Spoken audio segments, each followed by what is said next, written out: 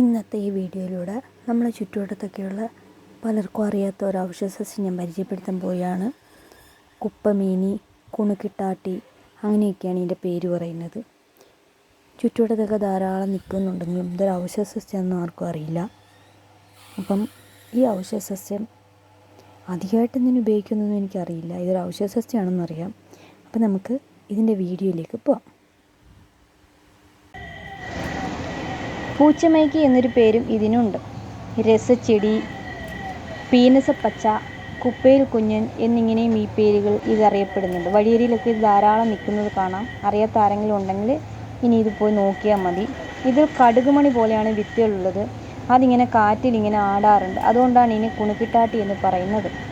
മഴക്കാലത്തുണ്ടാകുന്ന വളങ്കടിക്ക്, പണ്ടൊക്കെ ഉള്ളവർക്ക് ഇപ്പോൾ വളങ്കടിയുള്ളൂ, അന്ന് ചെരുപ്പൊന്നും അവർ ഉപയോഗിക്കത്തില്ലല്ലോ.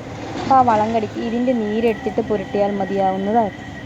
പിന്നെ സൈനസൈറ്റിസ് ഉള്ളവർക്ക് ഇതിൻ്റെ നീരെടുത്തിട്ട് മൂക്കിലിറ്റിക്കാം. ഇത് ആരും അങ്ങനെ നട്ടു വളർത്താറില്ല, പറിച്ച് കളയാറാണുള്ളത്. കാരണം ഇതിനാർക്കും അറിയില്ല ഇപ്പോൾ ഉള്ളവർക്ക്.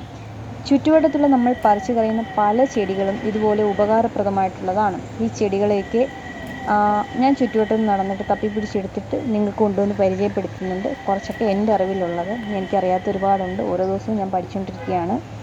എൻ്റെ ഇടയ്ക്ക് എൻ്റെ ജോബും പഠിത്തവും കാര്യങ്ങളൊക്കെ ആയിട്ട് പോകുന്നു. എൻ്റെ ഇടയ്ക്ക് കൂടെ കുറച്ച് വീഡിയോസും ചെയ്യുന്നുണ്ട്. അപ്പോൾ സപ്പോർട്ട് ചെയ്യാൻ ആരും മറക്കണ്ട കേട്ടോ.